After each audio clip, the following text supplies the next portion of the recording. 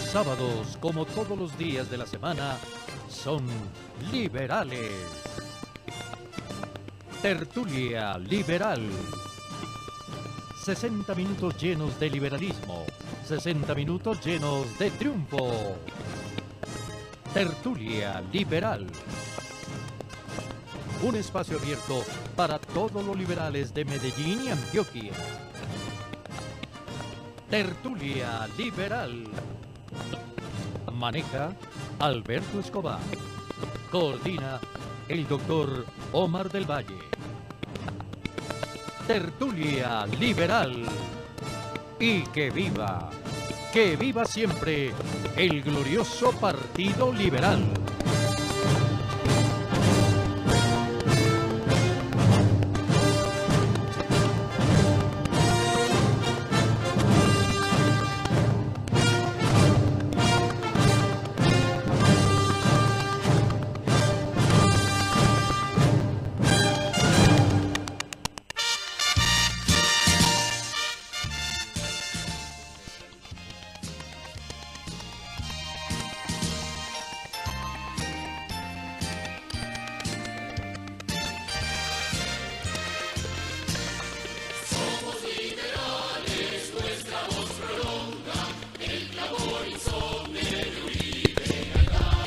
En el día de hoy vamos a tener oportunidad de referirnos ampliamente a la cumbre metropolitana sobre retos y perspectivas de posacuerdo en el Valle de Aburrá.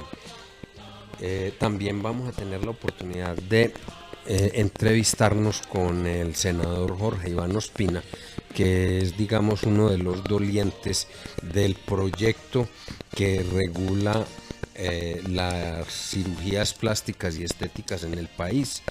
Ya está haciendo pues trámite en Cámara de Representantes. Él nos informará mucho más ampliamente sobre este aspecto. También vamos a presentar la segunda parte del trabajo que realizaron los profesores de periodismo de la Universidad de los Andes en Radio Ambulante sobre el caso que ya habíamos visto hace 8 días de Jimena López, que fue inyectada con aceite de cocina por un chef. Tendremos también la oportunidad de revisar el concepto de la Superintendencia de Notariado y Registro, que por ley a partir del 1 de julio del presente año se va a encargar de ejercer el control a las curadurías. Y entrando en materia, tenemos que la guerrilla de las FARC confirmó este viernes que está dispuesta a cumplir con la entrega de las armas y caletas que tiene en su poder. Sin embargo, voceros de esta subversión pidieron extender el plazo a 3 meses, al considerar que el proceso logístico es dispendioso y la fecha del 31 de mayo está muy encima. Le informamos al país que la cantidad de armamento guardado en las caletas de las FARC asciende a la cantidad de 949 caletas exactamente, entre depósitos de armas y de explosivos, lo cual implica un esfuerzo logístico bastante complejo, y seguramente eso va a hacer que no se pueda cumplir con esta fecha del 31 de mayo para poder recoger la totalidad de ese armamento, dijo Carlos Antonio Lozada, vocero de la guerrilla de las FARC. Alberto, bueno, sobre al respecto, resaltar lo que un miembro de la ONU declaró desde el día de ayer, creo que es el representante de Uruguay, donde dijo que echa la visita a los diferentes puntos donde están ahí los guerrilleros, que prácticamente esto es un hecho irreversible ya. Prácticamente pues le dan un espaldarazo más al convenio de la paz en el país. Sí, así es, Omar, y saludando a todos los oyentes en el departamento de Antioquia. Hay que decir también que, o sea, desde el principio lo hemos dicho, el proceso de paz no es fácil, no fue fácil su negociación, mucho menos lo será su implementación, la implementación de los acuerdos de paz entre el gobierno nacional y la guerrilla de las FARC. Hay que decir que se viene cumpliendo, no al ritmo esperado, este proceso de entrega de armas, como lo anotaba Alberto, no ha sido, pues, digamos, el más efectivo, sin embargo, porque la oposición se ha encargado de generar muchas mentiras, es decir, están viendo el mosco en la leche, cuando lo que se debería de ver es que efectivamente la guerrilla ya no está ejerciendo actos ni terroristas ni delictivos en el país. Hoy la guerrilla se puede decir que en su accionar armado desapareció en un 100%, y eso es una muy buena noticia para el país y para el hemisferio sur, porque la misma ONU decía ayer que ya no había conflictos en América Latina ni en América, que era el único hemisferio del mundo donde ya no había conflictos, lo que es muy bueno. Entonces hay que decir esto, o sea, no es fácil la implementación, no ha sido fácil, no será fácil, pero lo que se viene dando en la entrega de armas, ahorita, obvio, que van a participar en política, pues sí, es que los acuerdos de paz son básicamente para que las FARC abandonen esa lucha armada infructuosa y pasen a la vida política y participen con ideas, con propuestas. ¿Que son comunistas? Pues sí, es que quien dijo que ser comunista es un delito. Ya pasamos de moda ese estatuto que expidió y esa norma que expidió en su momento Rojas Pinillo, inclusive avalado por el Partido Liberal y el Partido Conservador, donde declararon el comunismo como delito y que perseguían a los comunistas. Y ahí fue cuando se originó en Colombia, y nos recordará Omar del Valle, el Partido Comunista Clandestino, el llamado PCC, cuando el ser comunista era considerado una falta, era un acto revolucionario y se castigaba con cárcel, y la policía y las fuerzas militares tenían la potestad de capturar a quienes fueran comunistas. Eso ya pasó de moda, eso fue en la época de la Guerra Fría y ya no existe. Entonces ahorita, que hombre, que Venezuela es socialista, pues sí, o sea, que Fidel Castro es comunista, sí, pues es que aprendamos a respetar las ideas de los demás, y creo que así vamos a tener un mejor país, una mejor convivencia, y seguramente los guerrilleros de las FARC ya desmovilizados haciendo política, pues van a defender las ideas socialistas y comunistas, y pues muy bueno, pues que participen y que promuevan esas ideas. Si algún día ganan con el voto popular, pues que las implementen, pero hasta que no ganen democráticamente, pues no las van a poder implementar. Además, que son los sectores de izquierda en el Congreso de la República, no representan el 2 o el 3% de los congresistas. No entiendo cuál es el susto que nos busca revelar el centro democrático y estos sectores de derecha reaccionarios frente a estas posturas. Pero acuérdense que ya el Centro Democrático, que hoy tiene la convención, está feliz porque es que grupos de izquierda van a participar en la convención. Entonces Uribe dijo, nosotros no somos enemigos de la izquierda, lo dijo esta mañana. Es lo que uno no entiende, viven satanizando la izquierda, la persiguieron, ojo, es que es aquí una combinación bonita, Ordóñez. Hoy decimos que en Venezuela hay una dictadura, listo, supongamos que hay una dictadura, pero aquí también en 8 años de gobierno del presidente Uribe hubo una semidictadura. ¿Por qué? Porque se chuzó a la oposición, a los magistrados de las altas cortes. Se fusilaban inocentes para hacerlos pasar por falsos positivos. Ayer pidió perdón por lo de Soacha, por los falsos positivos. Uribe, ayer mismo lo hizo. O sea, está reconociendo cosas que sí pasaron en su gobierno, donde es la persecución que usted dice. Se compró la reelección presidencial, la primera reelección con el voto de Gis Medina, que fue comandado por Sabas Pretel y Diego Palacio. Entonces miremos que estos hechos son demasiado graves y hay una semidictadura, y hoy estamos digamos buscando castigar en la opinión pública la convocatoria a una constituyente que hace Nicolás Maduro. Pero ¿quién fue quien insistió en los últimos 7 o 8 años en hacer una constituyente si se da una hecatombe en el país? Álvaro Uribe.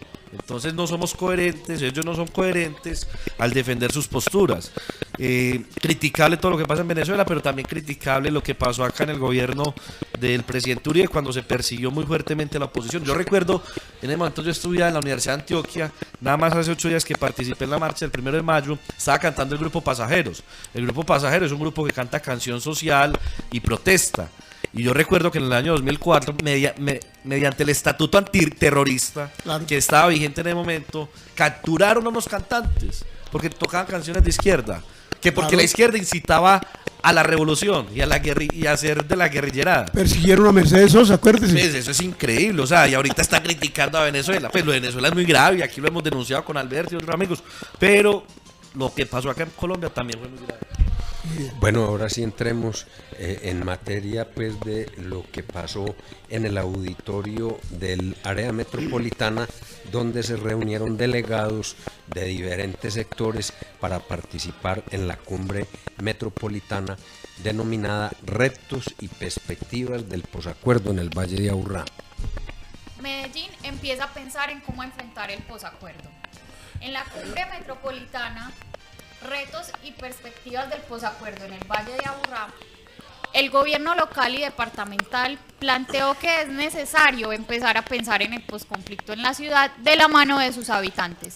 El evento estuvo organizado por la Gobernación de Antioquia, la Alcaldía de Medellín, el Consejo, la Personería de Medellín y el Área Metropolitana del Valle de Aburrá.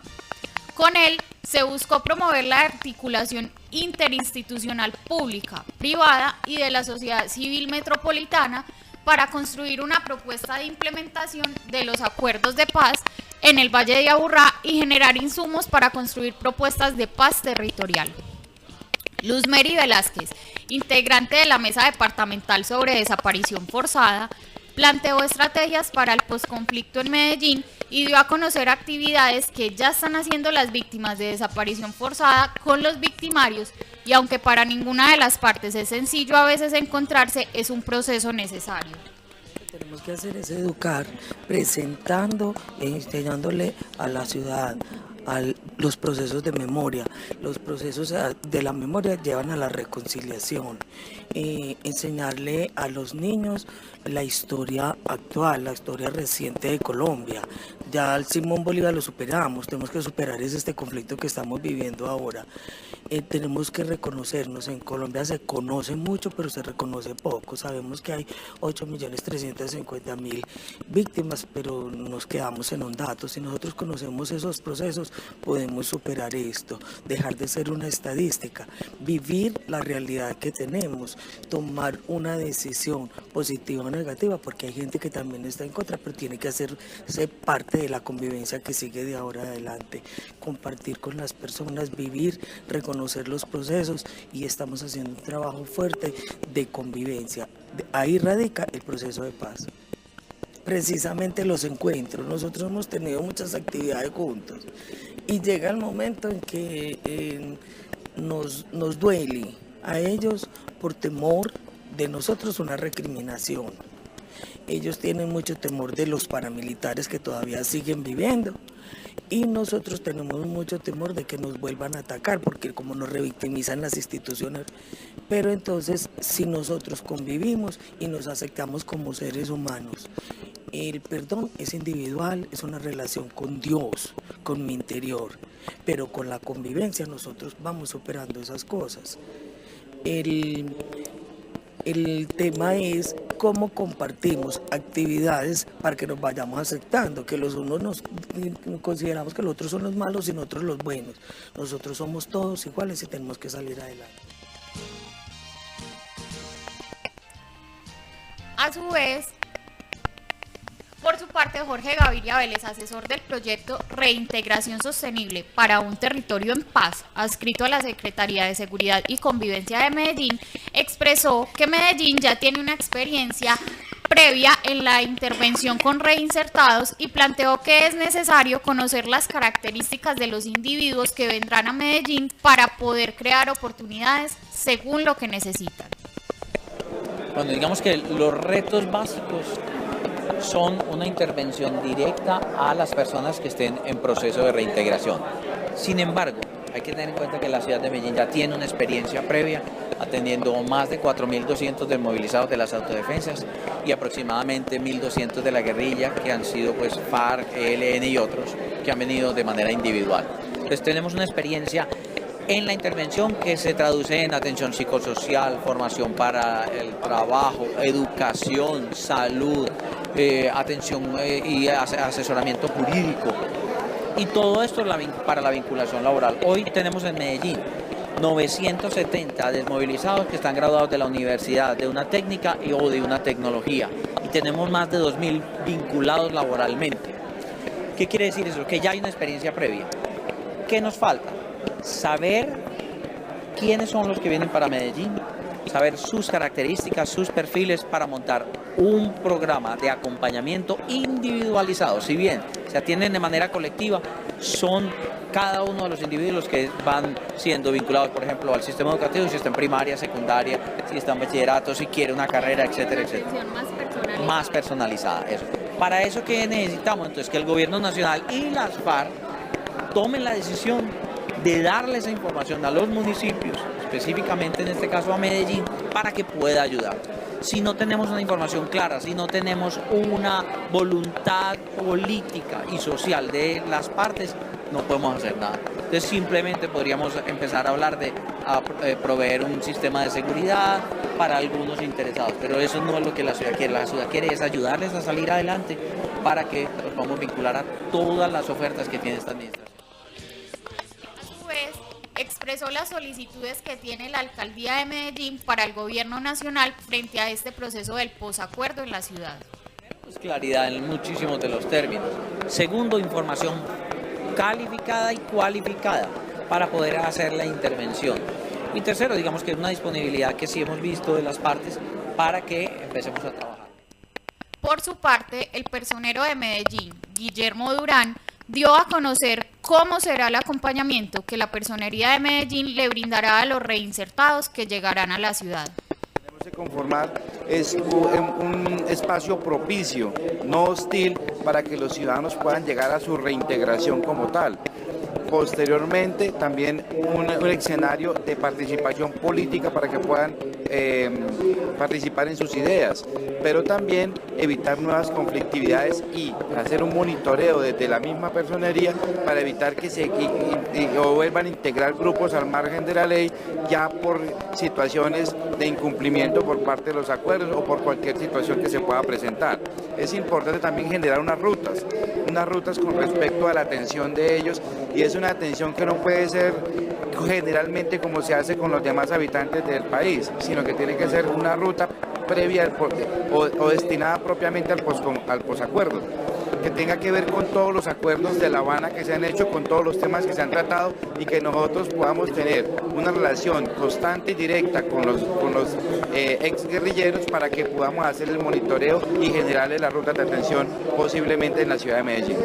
Igualmente tenemos el tema de la reparación a víctimas, el sistema integral de víctimas de justicia, reparación y no repetición. Esto es una situación bastante complicada. Las organizaciones de víctimas, yo les he mencionado en todos los casos a donde he podido acompañarlos, que ellos mismos se han abierto el espacio a punta de codazos dentro de la población porque la institucionalidad poco o nada ha hecho para poderlos defender. Simplemente o para volver eco precisamente las solicitudes y sus súplicas que han hecho. Aquí hemos tenido infinidad de reuniones con ellos y nos damos cuenta lo difícil que es que escuchen verdaderamente las instituciones en muchas oportunidades. En este momento, con el plan integral de búsqueda, estamos parados, no tenemos respuesta, estamos buscando una cita con la vicefiscal general de la Nación porque no encontramos que efectivamente exista un verdadero plan integral de búsqueda de los desaparecidos, y es el momento preciso para tomar todas estas experiencias del pasado, plasmarlas verdaderamente en un documento y que sean esas experiencias las que lleven al gobierno nacional en la implementación de los acuerdos de La Habana efectivamente a que sean efectivos frente a la reparación integral. Esta reparación no solamente se convierte en una reparación económica, como en muchas oportunidades se ha visto, sino que verdad tiene que tener muchos más aspectos y que no se le puede dejar como población civil única y exclusivamente a una justicia especial para la paz que sea la que dicte aquellas instrucciones. Así entonces, que nosotros tenemos una tarea muy importante en este proceso de posconflicto, no solamente desde lo rural, sino también desde lo urbano. Por parte del gobierno departamental estuvo presente el secretario de Agricultura, Jaime Garzón Araque, quien expresó que hay que pensar en construir una paz territorial duradera y lo que hasta el momento ha hecho la gobernación de Antioquia para el posacuerdo en el departamento. Hemos dicho desde el departamento de Antioquia que estamos ávidos de paz. Este departamento ha sido uno de los departamentos que más ha sufrido la violencia en Colombia, y por eso nuestro gobernador, desde que se planteó el plan de desarrollo, dijo: queremos un plan de desarrollo que piense en grande para que podamos lograr la paz en Colombia, pero queremos una paz territorial duradera, y para lograr una paz territorial tiene que nacer desde el territorio, no puede ser una paz impuesta desde lo nacional para escalarlo a lo territorial.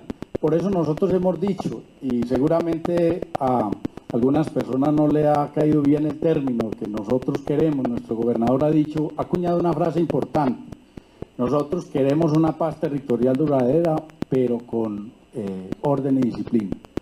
Cuando decimos orden y disciplina, estamos haciendo referencia a que queremos es una paz que dure, una paz que efectivamente logre que aquellas personas que están hoy en la clandestinidad o que han estado en grupos al margen de la ley lleguen a la sociedad civil, pero que a quedarse. Desde la Gobernación de Antioquia hemos puesto todo nuestro empeño para que el posconflicto y el posacuerdo efectivamente sea real, sea un posconflicto y un posacuerdo que nos dé calidad de vida a todos los colombianos. ¿Quién no quiere la paz?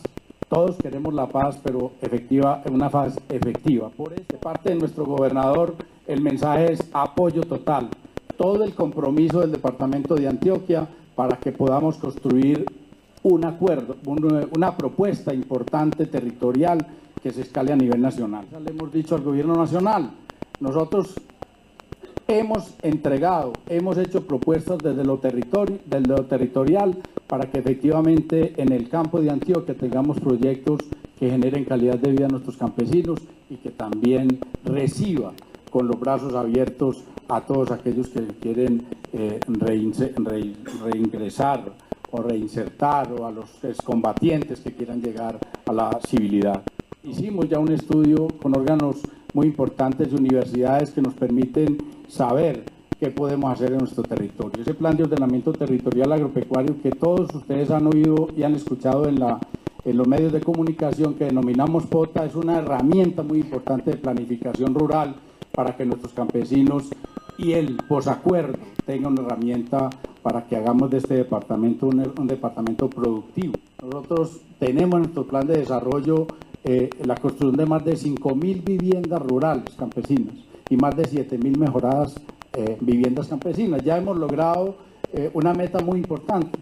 Con recursos nuestros y con recursos del gobierno nacional hemos ya impactado en más de 2.000 soluciones de vivienda campesinos de nuestro departamento. Y por eso para nosotros esta cumbre es muy importante, porque nosotros queremos efectivamente acompañarlos a ustedes, conocer las propuestas desde las organizaciones de base, desde las organizaciones públicas y privadas, que nos permitan efectivamente al gobierno de Antioquia acompañarlos a ustedes en esas propuestas para que el gobierno nacional efectivamente desarrolle el posconflicto con una paz duradera pero territorial.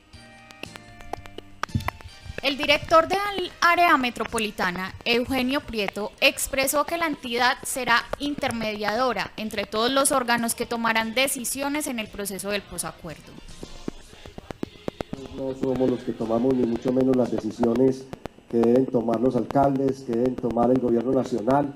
Nosotros ayudamos a hacer esto, a articular, a integrar, a que se dé el diálogo, a que podamos integrar procesos y que se hagan con respeto. Creo que aquí, en las mesas que se van a desarrollar hoy, vamos a tener posiciones posiblemente encontradas en temas, pero no se trata en este evento, como lo hablamos con el señor Personero, el presidente del Consejo de Medellín, y con los demás organizadores, tanto de la alcaldía como de la gobernación y del área metropolitana, de que establezcamos acá una confrontación de tesis frente al proceso de paz. Por el contrario, de lo que se trata es que desde esas diferentes miradas podamos establecer una relatoría y podamos tener una conversación con el gobierno nacional sobre las inquietudes, las problemáticas, las dudas, la socialización necesaria que debe haber mayor en el territorio del proceso de paz, las diferentes miradas que hay en el territorio y sobre todo cómo vamos articulando lo institucional alrededor de ese diálogo y de esa conversación. Creo que no hay otra forma, porque si no vamos a seguir todos dispersos, y en la medida de que encontremos al menos una posición clave en estas mesas que son supremamente importantes, unas mesas que son temáticas pero que también tienen un profundo contenido técnico y que deben tener una relatoría muy valiosa y muy respetuosa, permitir elaborar, señor presidente, señor Personero, un documento que el gobierno nacional lea con todo el detenimiento y con toda la responsabilidad que le compete en un caso tan importante como el posacuerdo. No voy a entrar ni mucho menos a evaluar el proceso, creo que tampoco es la responsabilidad que tenemos nosotros acá, pero sí como un territorio de estos tan importante, la segunda conurbación de Colombia, con alrededor de 4 millones de habitantes, ha padecido el conflicto que se ha vivido en este país. Muchos ciudadanos y muchas personas piensan que acá no se ha padecido el conflicto y nosotros somos el segundo territorio más receptor de Colombia de desplazamiento colectivo, desplazamiento gota a gota. Desde el área metropolitana nosotros hemos recibido la directriz de la Junta en el tema de acompañar el tema de seguridad y convivencia, precisamente también para que nos cuestionemos sobre cuál es el modelo de paz territorial que queremos construir. Y nosotros, el que se logre terminar un conflicto de esta magnitud es extraordinario, pero la paz territorial se construye día a día en el territorio. Y para esa paz territorial necesitamos entonces ese diálogo sobre la inclusión, sobre la equidad, sobre la generación de oportunidades, sobre las posibilidades, sobre las dinámicas del territorio, sobre las víctimas en el centro, sobre la posibilidad de que a partir de esa terminación de este y de los otros conflictos encontremos la forma de resolver civilizadamente y darle trámite civilizado a cualquier conflicto que se dé en el territorio y realmente avanzar hacia una sociedad más igualitaria, en mayor equidad.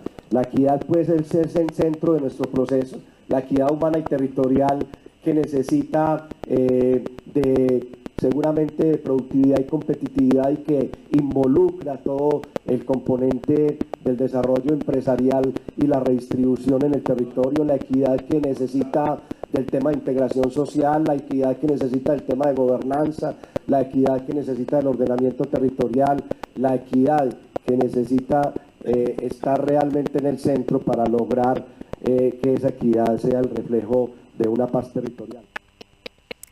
Por su parte, el presidente del Consejo de Medellín, Jesús Aníbal Echeverry, resaltó la importancia de que haya articulación entre las universidades, los gobiernos local y departamental, la Policía Metropolitana y el Gobierno Nacional, quien tendrá que ponerle atención a Medellín y a lo que necesita para el posacuerdo. El primer llamado que vamos a hacer al Gobierno Nacional es que requerimos urgentemente que nos informe y que genere pedagogía cómo va el proceso y cómo va a ser aquí en nuestra ciudad, en nuestra área metropolitana. Esta reunión del día de hoy, que se llama Cumbre de Doctor Ochoa, es precisamente para enseñar al Gobierno Nacional.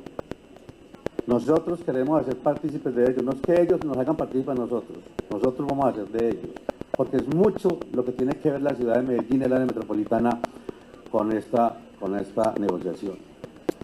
Segundo, construir una propuesta en sinergia, una propuesta de diferentes pensamientos, una propuesta de diferentes miradas, de diferentes fotografías. Hoy vamos a estar todo el día en esas 6 mesas construyendo la propuesta. Y luego la vamos a evaluar, la vamos a mirar, la vamos a direccionar y argumentarla para que realmente sea una propuesta que tome determinaciones en nuestra ciudad, en el área metropolitana. Ese es el trabajo fuerte del día de hoy. Pues obviamente aquí tiene que haber un papel de la ciudad, un papel del área metropolitana, un papel de los alcaldes, un papel de las universidades. Porque a tal punto, mire, una mesa donde estamos 8 instituciones. Está el área metropolitana, la gobernación de Antioquia, la alcaldía de la ciudad de Medellín, la personería, tenemos las universidades, las ONGs, el Consejo de la ciudad de Medellín, tenemos la Policía Nacional, aquí está nuestro coronel, no pudo llegar el general, pero nos informó que está listo y presto para ayudar en este tema. Y lo otro, doctora Luz María, usted que habla de legitimidad y soberanía, aquí lo tenemos que trabajar con el debido proceso. Por eso, este trabajo es el inicio, honorables concejales y amigos presentes, de muchas cosas más que tenemos que hacer. Es el inicio a muchas reuniones más que tenemos que hacer y que el gobierno nacional pues tendrá, doctor Jaime Fajardo Landaeta, pues tendrá que poner los ojos en nuestra ciudad. Ellos no van a hacer las cosas a su manera y a su amaño. Tendrá que hacerlas como lo requiere, como lo necesita y como lo exige la ciudad de Medellín y el área metropolitana. Es el llamado a atención, por eso el Consejo de la Ciudad de Medellín, aquí está presente, los 21 concejales, todas las bancadas de los partidos estamos al unísono trabajando el tema. Encuentros de reconocimiento y convivencia, inclusión académica, acompañamiento psicosocial, proyectos productivos, entre otras iniciativas, fueron las expuestas por los funcionarios del gobierno local y departamental. Mientras en algunas regiones se preparan para afrontar el posconflicto, el gobierno nacional sigue patinando. Bueno, vamos entonces enseguida a un pequeño corte para regresar a Tertulia Liberal. Este programa es divulgado por el Directorio Liberal de Antioquia. El pensamiento del integrante del Partido Liberal. Todo para mí es liberalismo. Liberalismo de día cuando escribo. Liberalismo de noche cuando pienso. Lo más importante para un liberal es conocer al Partido Liberal Colombiano. ¿Sabía usted que el Partido Liberal desde sus comienzos tuvo las características de una organización política liberal, anticlerical y progresista, que desde sus inicios favoreció el libre comercio y protegió a los artesanos?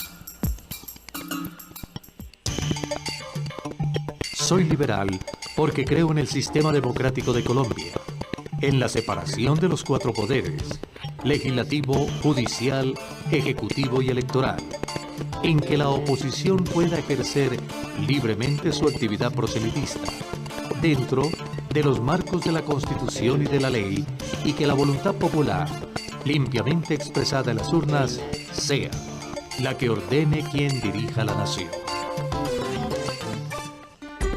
¿Sabía usted que desde los tiempos de Roma se utilizaba la voz liberalis, que tenía relación con los oficios de la gente libre, lo que después se denominó artes liberales, para distinguirlos de los oficios que desempeñaban los esclavos que pasaron a llamarse serviles?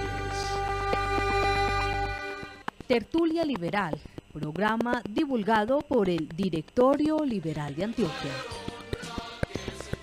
Bueno, el comentario de la semana lo he titulado ¿Ser corrupto paga? En interrogación. En declaraciones a varios medios de comunicación, el secretario de Educación de Santa Fe de Antioquia, José Adán Ramos Valenzuela, afirmó que fue necesario cerrar indefinidamente el parque educativo de Las Oportunidades porque parte de los techos se vinieron abajo y varios de los salones se inundaban. La decisión se tomó para prevenir la seguridad de los niños y adultos que visitan el sitio ante la caída de grandes pedazos de drywall y aún de muchas de las lámparas. Con este cierre resultan afectadas cerca de 500 personas, pues en sus instalaciones se dictaban algunas clases, se realizaban eventos culturales y se realizaban reuniones comunitarias. Desde marzo del año 2016 se comenzaron a visibilizar las irregularidades en este parque biblioteca, sin que hasta la fecha aparezcan los responsables de las mismas. Según el secretario de Educación de Santa Fe de Antioquia, los problemas de este parque son de diseño y de estructura.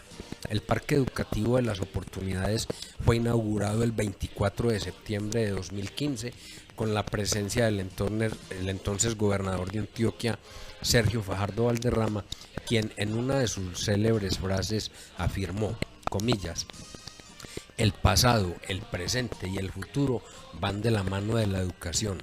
Santa Fe de Antioquia es testigo que con transparencia se da la transformación y que cuando no se pierde un peso, se puede, cierra comillas.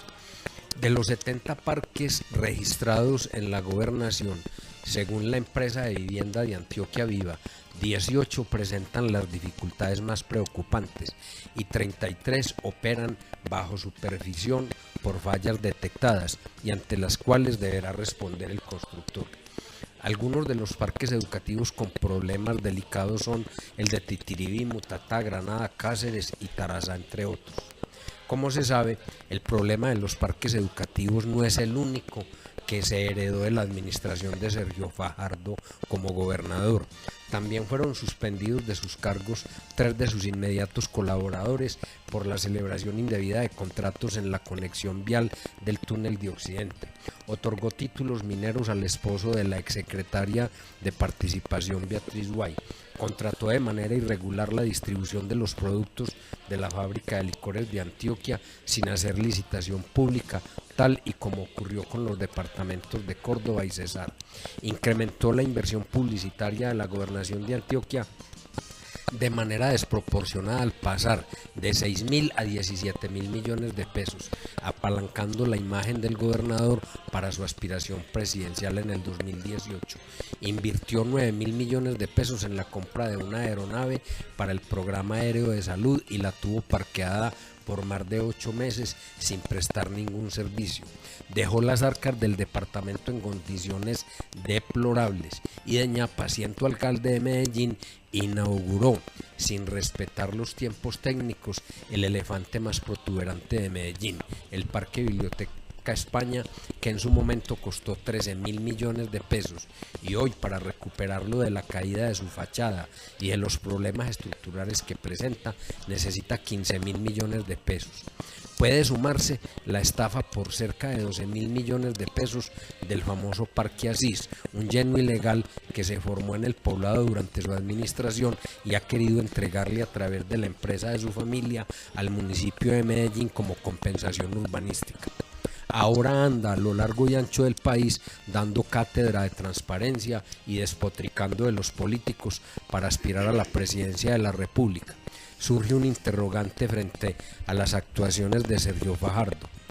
¿Todos estos problemas donde aparece involucrado son meras debilidades o es que ser corrupto paga? Alberto, es muy importante lo que se acaba de decir ahí, pero lo simpático en el país es que hoy sale una encuesta, creo que es de Gallup, donde habla generalmente la transparencia y la honestidad. Y le doy el dato. Sergio Fajardo tiene el 76%, igual con Humberto de la Calle. O sea que estas noticias no salen de Antioquia y el país no sabe entonces a quién está prácticamente votando.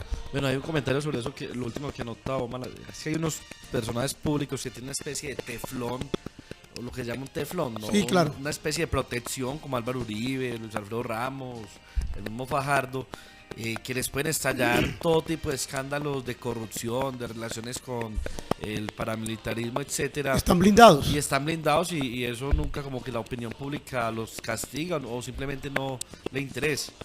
Y ya en un segundo punto, refiriéndonos al siempre maravilloso editorial de la semana que realiza el compañero Alberto Escobar, por aquí tengo una carta que de esas que las lenguas le llegan a uno de las...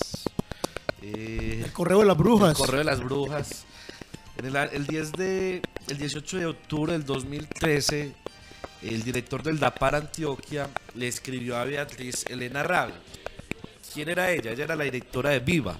Viva, la empresa de vivienda de Antioquia, que a su vez fue la que ejecutó los parques educativos del departamento, los 80 parques. En esta carta, que se llama, que el asunto es observaciones generales sobre diseños y sistemas constructivos planteados en los proyectos de los parques educativos. Aquí una carta que es bastante diciente, que es un comunicado oficial que expide el director del DAPAR y el asesor jurídico de la Unidad de Planeación Educativa de la Secretaría de Educación del Departamento de Antioquia.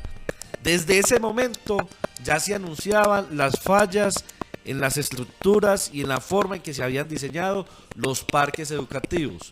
Es decir, el gobierno de Sergio Fajardo estaba advertido desde casi el segundo año de su gobierno sobre los errores que esto iba a ocasionar y las consecuencias que esto iba a tener sobre los parques educativos. Y esta semana se conoció que el parque educativo, por ejemplo, de Santa Fe de Antioquia, que fue uno de los que se les hizo observaciones, lo tuvieron que cerrar. ¿Por qué? Porque esas observaciones que hizo en su momento el DAPAR se hicieron realidad. Por ejemplo, se decía no se puede usar light bulbs, no se pueden usar. frente a los pisos, frente a los materiales que se venían usando por parte de Viva. Todo esto lo anunció en su momento el DAPAR. Por ejemplo, decía, se debe implementar el perímetro de las edificaciones andenes o cunetas de limpieza.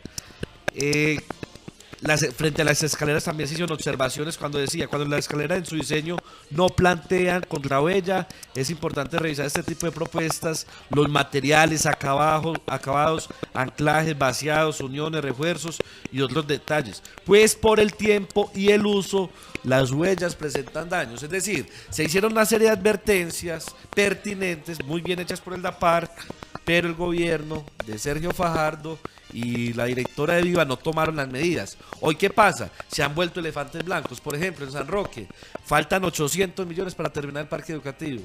¿Y quién los va a dar? No hay plata. Se convierte en un elefante blanco.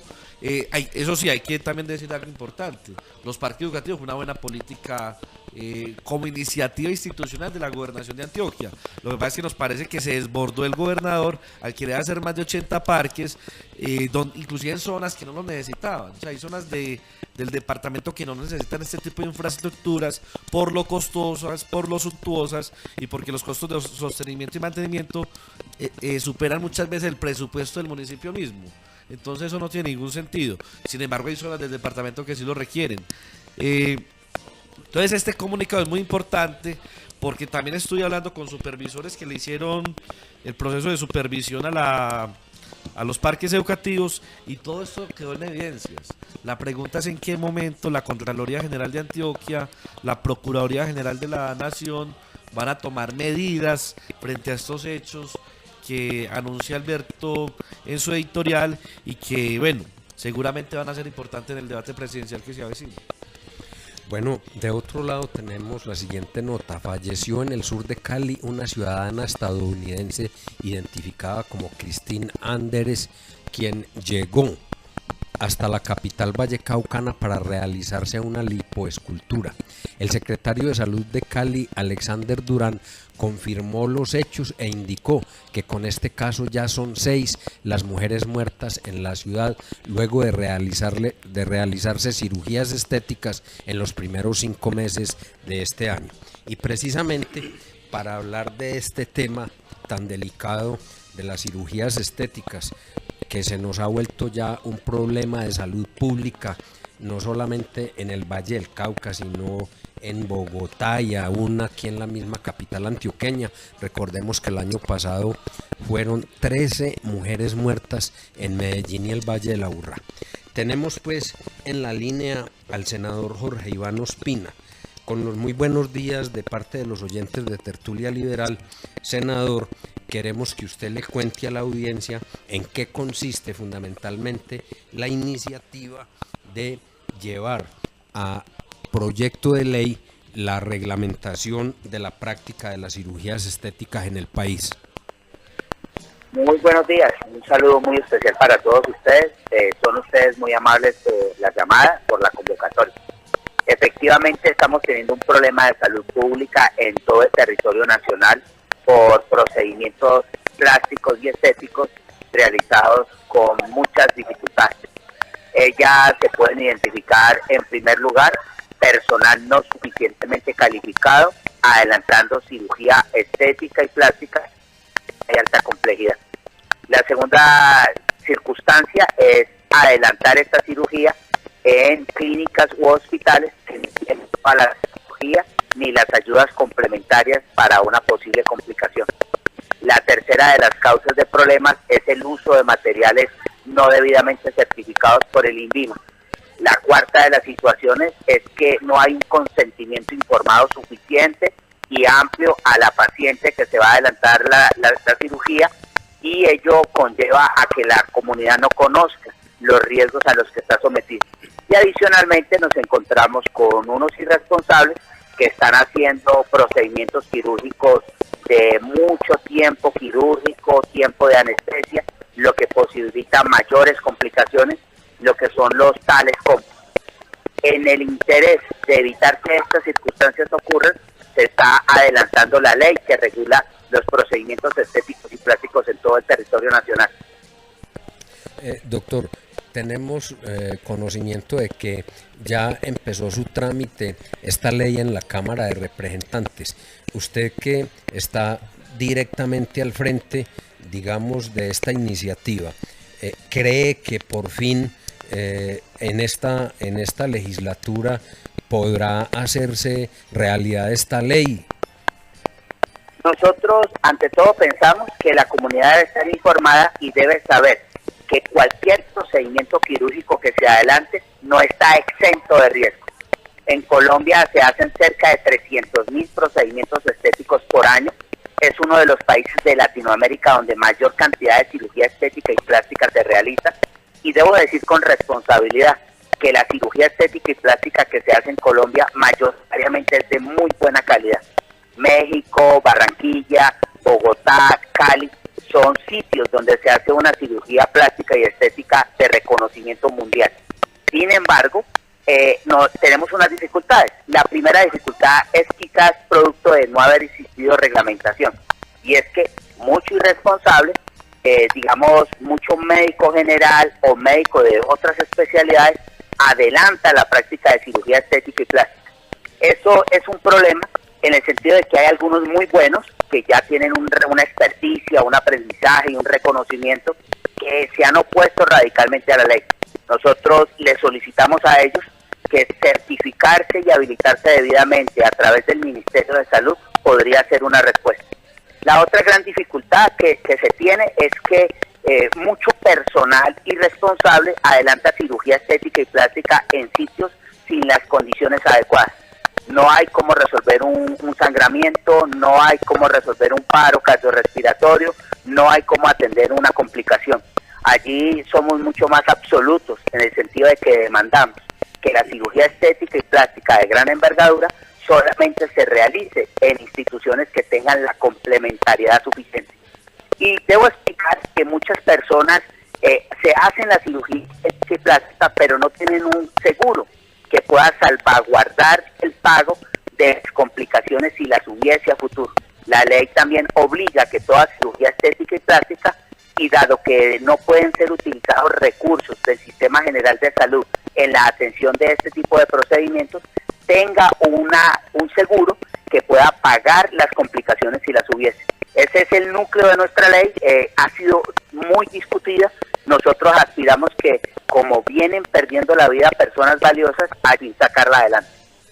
Bueno, doctor, uno de los problemas asociados a este delicado asunto de salud pública tiene que ver con los que se denominan falsos cirujanos plásticos, que han ido al Brasil, a Argentina o al Perú a hacer cursos de corta duración, y a los cuales inclusive el Ministerio de Educación Nacional les ha convalidado títulos. Y recordemos que a finales del año pasado inclusive hubo una funcionaria del Ministerio de Educación que fue detenida por la Fiscalía, y es más, ya el mismo ministerio pasó a la Fiscalía para los nombres y un listado como de 46 médicos para que se pueda mirar la situación de ellos, si realmente pueden o no pueden ejercer.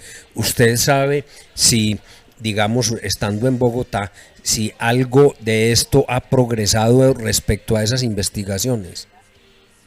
Efectivamente, para ser un cirujano con habilitación para adelantar procedimientos estéticos y plásticos, se necesita un proceso formativo de mínimo 3 años de dedicación exclusiva, especificando muy bien que no únicamente los cirujanos plásticos y estéticos adelantan este tipo de cirugía.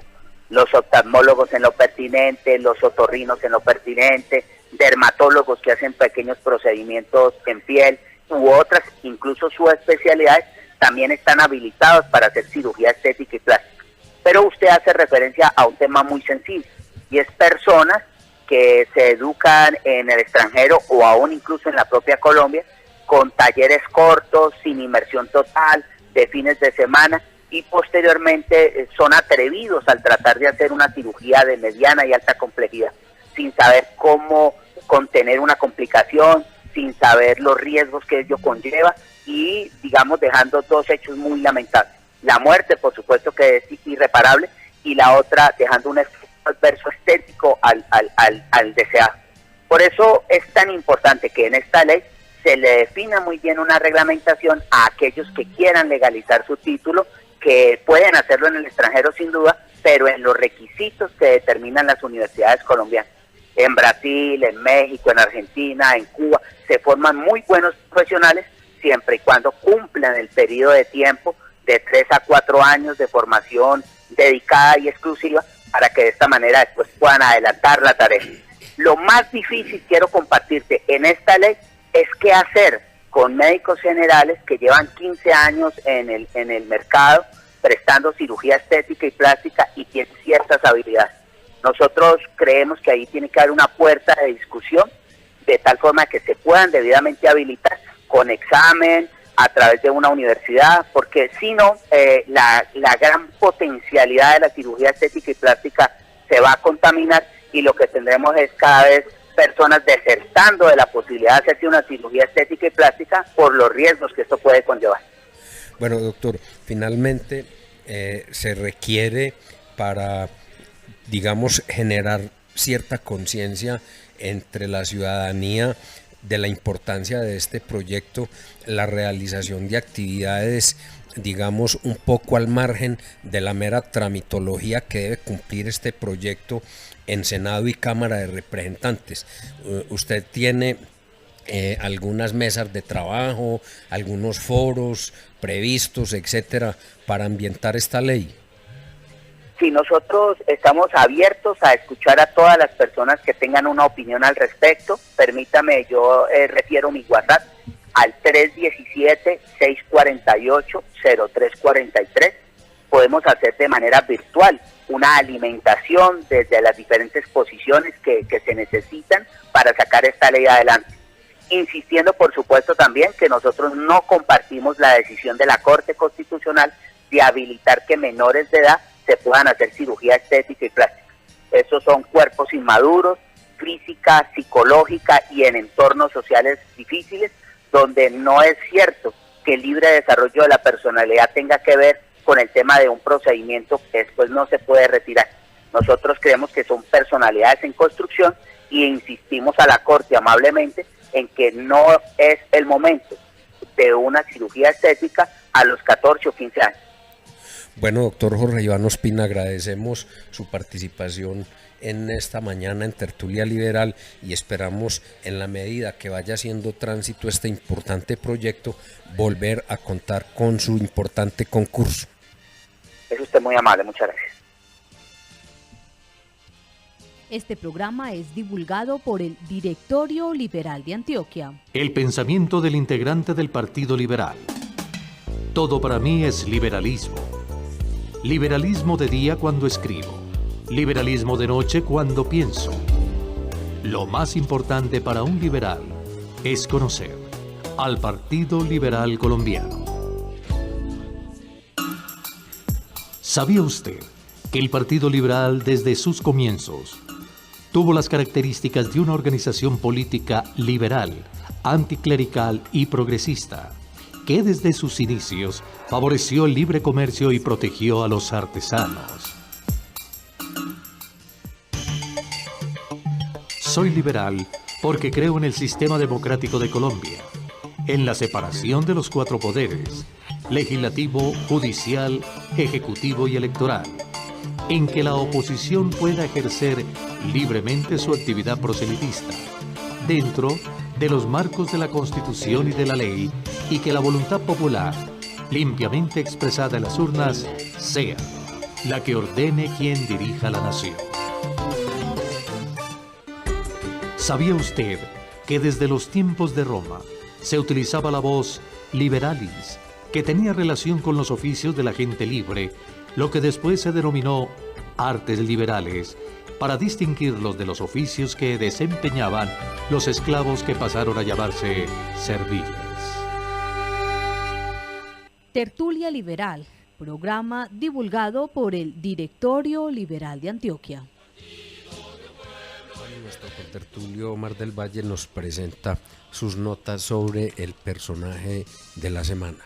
Sí, Alberto, la vez pasada hemos comentado el primer gobierno de López Pumarejo y vemos cómo a la reelección no ha sido pues muy bien acogida por el Partido Liberal. Siempre hemos sido más bien pocos amigos de esa reelección porque crea problemas internos. Veamos lo que pasó con la reelección de López Pumarejo. Se llama ya el segundo gobierno de este personaje que fue presidente de Colombia por 2 oportunidades. El segundo gobierno, tan notable fue la obra de López Pumarejo en su primera administración, que no pocos de sus copartidarios pensaron nuevamente en su nombre para las elecciones presidenciales del 42. López ganó la reelección, derrotando una coalición liberal conservadora personificada por Carlos Arango Vélez. Subió al poder en medio de una violenta oposición de la derecha, encabezada por Laureano Gómez, a la que se unió la insegura solidaridad del liberalismo con su gobierno. Vemos ya que el partido estaba dividido. El Partido Liberal estaba dividido y esta división resultaba más peligrosa para la permanencia del liberalismo en el poder que la misma oposición. Además, era un obstáculo para gobernar. López convocó la unión y esta se hizo. Sin embargo, según Gerardo Molina, el arreglo era más aparente que efectivo, porque cada aspirante a obtener presillas para futuras situaciones estaba más interesado en la refriega que en la paz. Simultáneamente, y como otro hecho negativo contra su ánimo, López tuvo que enfrentar una difícil situación familiar, causada por la enfermedad de su esposa María Michelsen. Estos 3 elementos, la posición conservadora, la desunión del liberalismo y la precaria salud de su esposa, fueron minando su voluntad y lo condujeron finalmente a la renuncia del mando, que intentó en marzo del 44, aduciendo motivos familiares. No obstante, un paro cívico organizado por la clase obrera para expresar su respaldo al presidente lo obligó a reasumir el mando.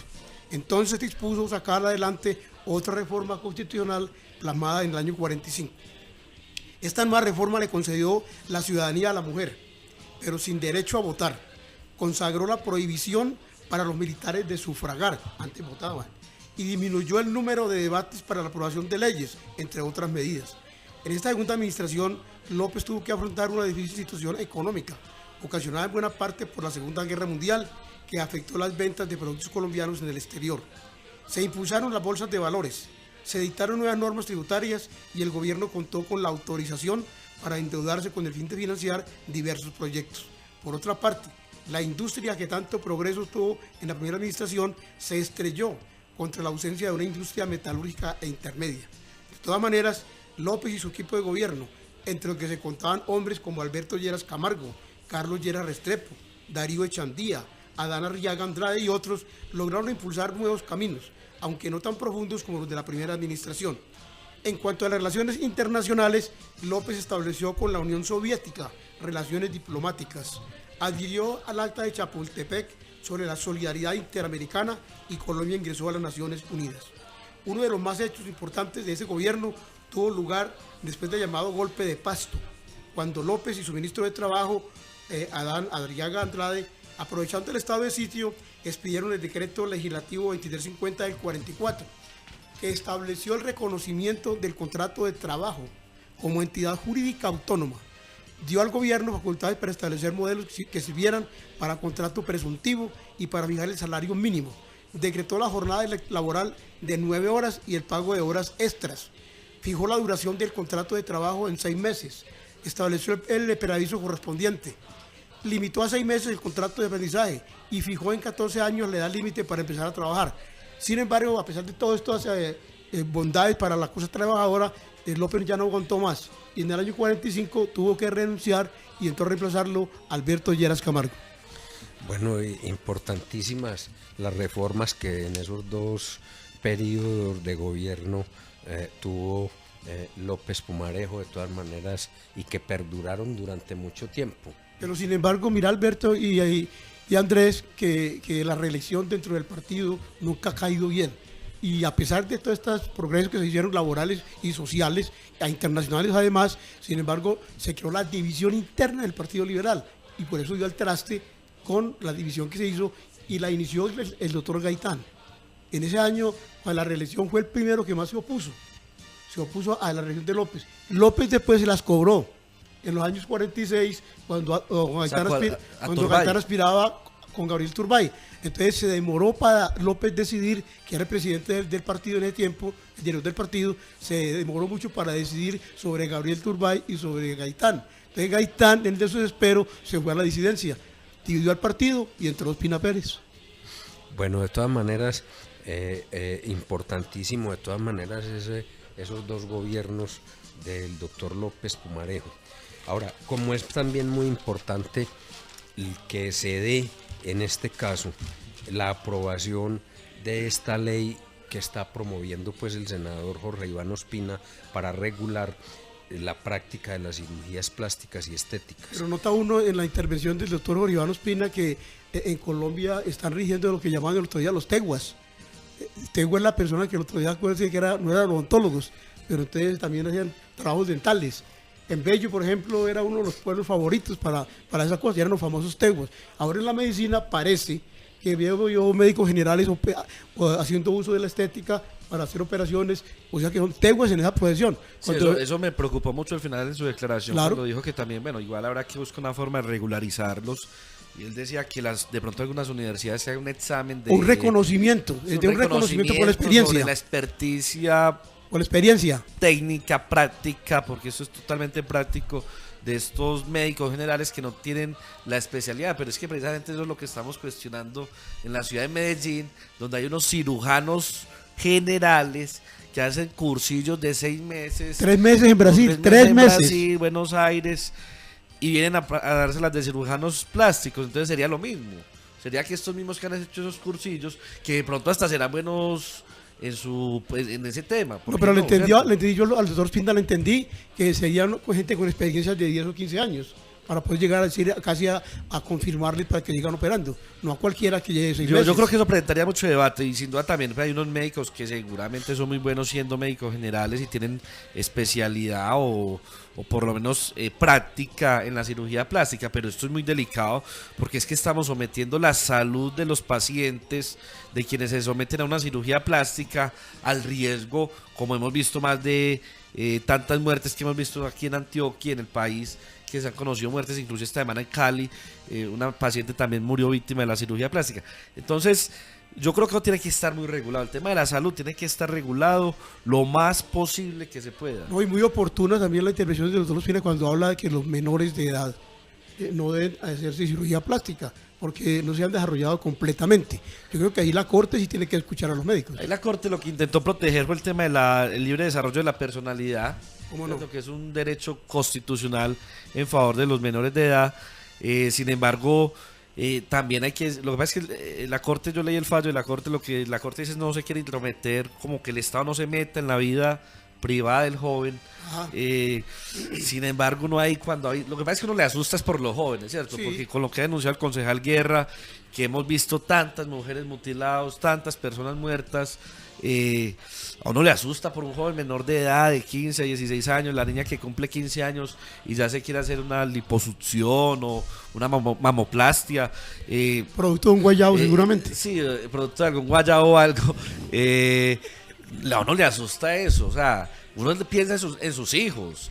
Sin embargo, también hay que decir algo importante, es que la Corte Constitucional en ese mismo fallo lo que le pide es que los papás acompañen todo el proceso pedagógico y de formación para hacerse la cirugía. Es decir, sí se permite la cirugía plástica en menores de edad, pero se le exige que los papás, mamá y papá, estén presentes en todo el proceso, acompañando pues al... No, digamos que eso es una exigencia que hace la Corte Constitucional en el fallo. Y el otro asunto también, hombre, es que los papás en determinado momento también tienen que ejercer el principio de autoridad con los hijos, hombre, es que ya pues se volvió común de que aquí los muchachos entran en una especie de leseferismo, que todo lo que a ellos se les ocurre hay que dejárselos hacer. No, hombre, si en la casa hay unas determinadas condiciones y el que pone determinadas cuestiones de sobrevivencia en la casa son los padres,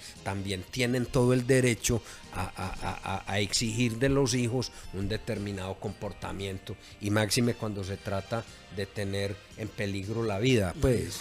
Sí, es que es un tema muy delicado, pero también está el niño o la niña, pues sobre todo las niñas que se quieren operar y está el tema de la presión social que se ejerce por medio de los medios de comunicación, los programas de televisión, las novelas, las narconovelas, que venden una figura ideal. Las compañeritas. Sí, las compañeritas, el tema del bullying, o sea, que venden una figura ideal de la mujer cuando eso no es real, ¿cierto? Eso son figuras del 90, 60, 90, que son meros estereotipos que crea la sociedad de consumo para vender productos. Eso es lo único que hace la sociedad de consumo. Pero también es un tema de valores, ¿cierto? Y los valores, ¿dónde se le enseñan? En la casa. En la familia. En la casa. Hoy en la Secretaría de Educación de Medellín se viene hablando de un concepto que se llama escuela entorno protector. Y la escuela entorno protector se entiende que a usted no le enseñan los valores solo en la escuela, sino en la familia, en la sociedad. El Estado te tiene que enseñar valores también. O sea, tiene que ser un entorno que proteja al menor de edad, no solo la escuela, porque entonces lo que hacen los papás es que llevan el niño al buen comienzo, a la escuela, y ya se desprenden de la responsabilidad. No, el papá tiene que hacer un proceso permanente de acompañamiento del menor en su proceso formativo. El Estado, la sociedad. ¿Por qué? Porque esos menores van a ser los adultos y van a ser los ciudadanos del futuro. Y son los que le puedan dar soluciones a este país. Serán un complemento de la familia. Sí, pero se habla de entorno. Sí. O sea, sí la familia es el lo principal de la sociedad. Lo principal. En todas sus manifestaciones, porque aquí hablamos de todas las manifestaciones de la familia. Hombre, mujer, hombre con hombre, mujer, como se configure la familia. Pero que haya un complemento de la sociedad y no un desprendimiento. O sea, es que la sociedad es corresponsable de la educación de los menores y el Estado. O sea, imagina el ejemplo para los niños viendo esos escándalos de Odebrecht, de Reficar, y que el Estado no hace nada, es ineficiente. ¿Qué va a crear eso? Una incultura de desobediencia hacia las instituciones del Estado. Bueno, y precisamente para mirar, digamos, lo patético de lo que ocurrió con Ximena López, vamos a presentar hoy la segunda parte del trabajo que realizaron los profesores de la Facultad de Periodismo de la Universidad de los Andes en Radio Ambulante. Bienvenidos a Radio Ambulante desde NPR, soy Daniel Alarcón. Antes de empezar, les recomiendo a los que no han oído la primera parte de esta historia que vayan y lo hagan antes de escuchar este episodio. Y atentos que al final, como extra, tenemos una conversación con los productores de esta serie. La semana pasada en Radio Ambulante, yo entro a la habitación, la veo a ella ahí acostada, pues la vi así como mal. Hola señorita, todos sus síntomas están bien, usted está pasando por el proceso normal de la anestesia. Obviamente empeoró, cada vez empeoraba. Necesito que vengas, la verdad no me siento bien.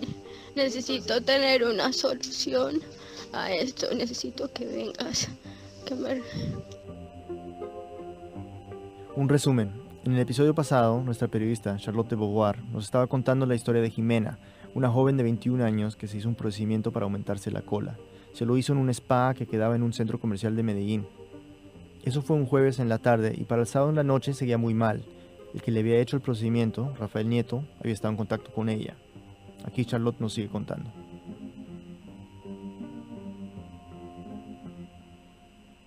El domingo en la mañana, Hanna llamó a Nieto y le dijo que Ximena estaba peor.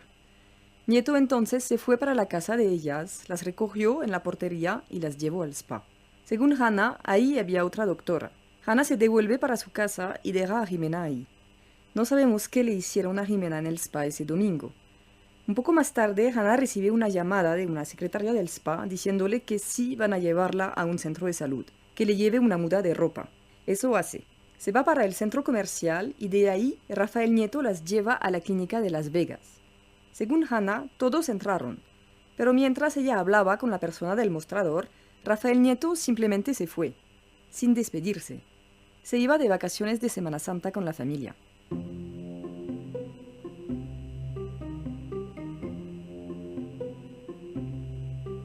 En la primera parte de esta historia habíamos explicado que habían ido el día después del procedimiento a un centro de salud, pero para ingresar a Ximena le habían pedido plata porque su seguro no cubre las consecuencias de un procedimiento estético.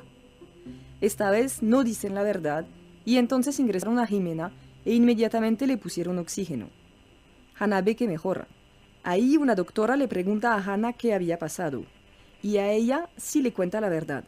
Y de una vez la doctora incluso dijo un madrazo delante de todos, dijo, jueputa, es que ustedes no ven noticias, y nosotras dos nos pusimos a llorar. La doctora se da cuenta que el caso de Jimena es grave. Hannah ya está desesperada con la situación y le dice a Jimena: ya, Jime, esto es serio, ahora sí toca decirle a un familiar tuyo, porque ella nunca me lo había permitido, ella no quería que yo le contara a nadie. Yo le dije, Jime, yo no puedo cargar sola con esto. Pero además había que firmar papeles en la clínica y otros para un traslado al Hospital General de Medellín. Y también había que pagar. Les estaban cobrando 2 millones de pesos, como unos $700, solamente para el ingreso al hospital. Hannah, sin saber qué hacer, decide llamar a Nieto. Le contesta la esposa y le cuenta que ya están fuera de la ciudad. Hannah les pide que paguen los 2 millones y ellos aceptan. Hacen una transferencia. Y finalmente, Jimena le da los contactos de unos tíos, pues los papás habían salido de vacaciones. Esa noche del domingo, Jimena se queda en el hospital con una tía y Hannah se va para su casa. Los médicos le insisten a los tíos que los papás tienen que llegar pronto. Esa noche del domingo llaman a los papás de Jimena. Ellos ya habían llegado a la costa Caribe después de un viaje en carro de 15 horas. Les contaron que Jimena se había hecho un levantamiento de glúteos, cosa de la que no tenía ni idea. Pero les dijeron verdades a medias, pues no querían asustarlos mucho. Esta es otra vez Doris, la mamá. Solamente que Jimena estaba complicada y que estaba en el hospital y que estaban esperando que la atendieran, solamente eso. Como me inventaron algo de cirugía, yo pensé, se complicó, bueno, algo normal, le dio una infección, pero yo no me alcanzaba a imaginar la gravedad de la situación. El papá de Jimena le dice a Doris que se devuelvan de una vez, pero ella insiste que no, que se queden esa noche, pues él tenía que descansar después de haber manejado 15 horas. Hasta el otro día salieron de vuelta a Medellín. Viajaron todo el lunes y hasta el martes en la mañana llegaron al hospital. Mientras tanto, el resto de la familia se fue enterando. A mí me llama una de mis hermanas el lunes por la mañana. Ella es Teresa, una de las tías de Jimena, es hermana de Doris. La llamaron desde el hospital. Está muy grave, parece que se hizo una cirugía estética, está en cuidados intensivos, el médico dijo que viniera la familia. Entonces yo sí me asusté, porque yo dije, ¿esto es en serio? Teresa llega al hospital y ahí ya hay mucha gente de la familia. Los dejan pasar por grupos de 5. Entro y ella no, ella está en una actitud absolutamente de poner la barrera para que no le pregunten, para que no la ataquen. Estaba en una actitud de defensa natural, pues. Lo que dice la tía es que ella parecía muy incómoda con todas las visitas. Y aquí hay que mencionar que la familia de Jimena es muy cristiana. Y Jimena no quería que la juzgaran por lo que hizo, y además por no haberle contado a nadie. Pero encima, la falta de oxígeno en el cerebro también le generó una especie de delirio. Incluso los médicos la tuvieron que inmovilizar y sedar. Y además había otra alteración, pero esta vez física. Su cuerpo empezó a acumular más líquido de lo normal. Se empezó a hincharse. Ya su mirada, ya su rostro estaba desconfigurado absolutamente. Ya la mirada estaba muy honda y una parte de su rostro estaba salido, o sea que el ojo estaba casi salido, estaba muy hinchada. Teresa es periodista. En la sala de espera empieza a investigar en su celular para entender qué le está pasando a su sobrina. Lo que encontró la aterró. La silicona, que es también conocida por su nombre técnico de biopolímeros, puede ser muy peligrosa si se inyecta mal. Ataca los pulmones. Empecé a mirar y yo decía, no hay nada que hacer. Pues porque los pulmones no se pueden operar, los pulmones no se pueden intervenir, no hay trasplante de pulmón.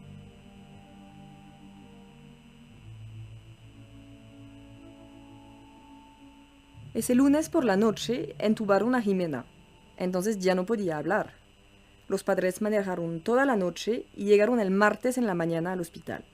Ya Jimena estaba inconsciente y ya el médico nos dice que no hay ninguna esperanza de vida para Jimena porque sus pulmones están 98% destruidos. Ahí el médico les explica bien lo que había pasado. Les dice: le han inyectado biopolímeros y este líquido se ha ido por las arterias y ha llegado a los pulmones y ahí se ha emplastado, o sea, se vuelve una pasta. Entonces ha destrozado los pulmones. ¿Se acuerdan que en la primera parte Hannah nos contó que cuando le hicieron el procedimiento a ella, le habían dibujado un punto en cada nalga para marcar dónde la iban a inyectar? Bueno, lo que pasa es que si la persona que hace este tratamiento pone mal esos puntos, corre el riesgo de chuzar una vena. Y como las venas llevan la sangre a los pulmones, si se chuza una vena y esa vena se llena de silicona, pues esa silicona va a terminar en los pulmones. Y de ahí no hay manera de que salga.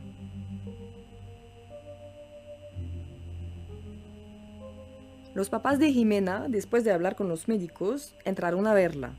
Les dijeron que le hablara, que ella sí los podía escuchar. Pero que no podíamos tocarla por cuestiones de infecciones, de todo eso.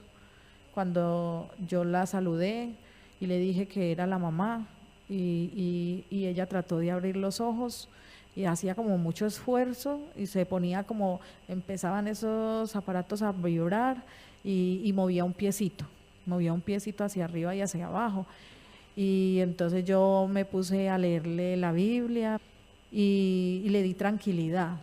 Afuera del cuarto de Jimena había mucha gente, incluida Hannah.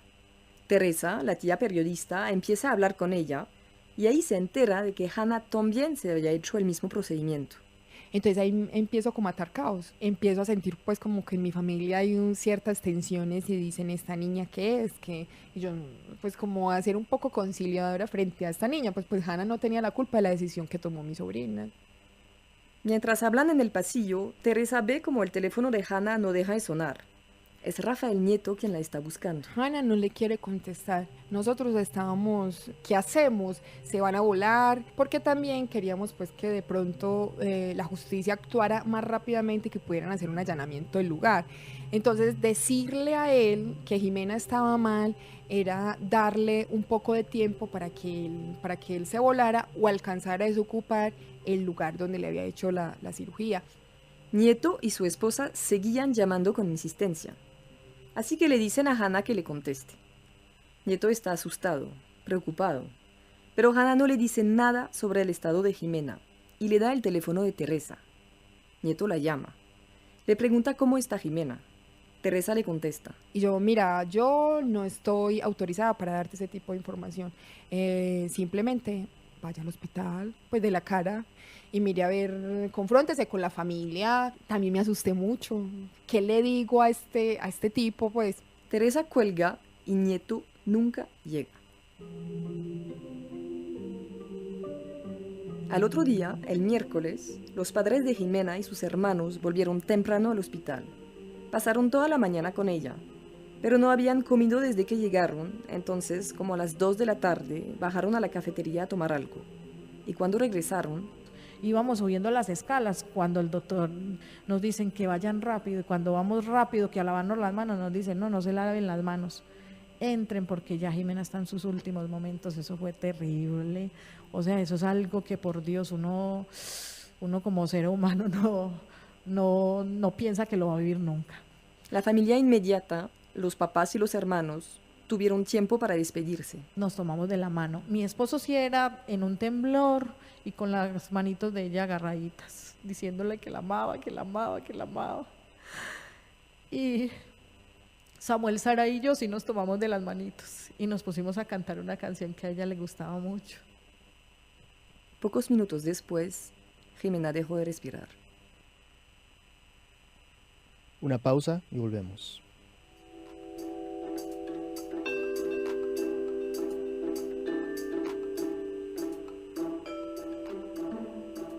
NPR y la Fundación Knight están trabajando juntos para entender mejor a los oyentes como tú, que escuchan Radio Ambulante y otros podcasts. Ayúdanos, por favor, completando una encuesta muy breve y anónima en npr.podcastingsurvey, una sola palabra.com. Sería un gran favor. Gracias.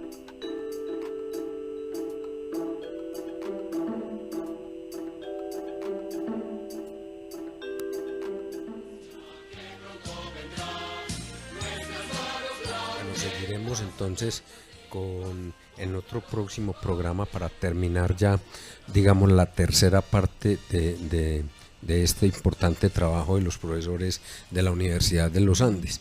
Ahora tenemos de parte de Andrés información como de último momento. Sí, bueno, pues saludando muy amablemente a los amigos en el municipio de Amalfi, a Cristina Arango y al concejal Jorge Arango, amigos del directorio liberal de allá, y que son grandes amigos y aparte de eso muy liberales y permanentemente están pendientes de tertulia liberal y compartiendo pues las apreciaciones que hacemos en su lindo municipio.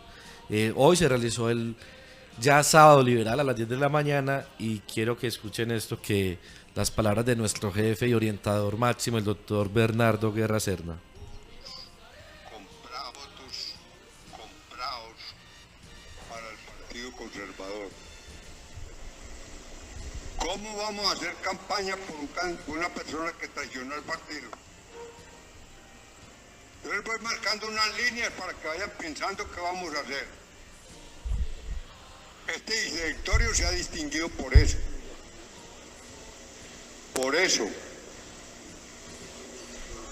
Nosotros no estamos en el negocio, estamos en la defensa de nuestros ideales, de nuestras convicciones. Eso es lo que hay que ir definiendo. Y a ustedes que amablemente tuvieron a bien venir este sábado un poquito confuso, que llamaron que sí, que tal vez, que vamos a ver, y vinieron, les agradezco mucho. Les cuento que me siento bien, me siento muy agradable aquí en el directorio. Bueno, eso eran parte de las declaraciones del doctor Bernardo Guerra Serna, siempre al pie del cañón en la lucha por la defensa de las tesis y de las ideas del Partido Liberal, con amor, pasión, convicción.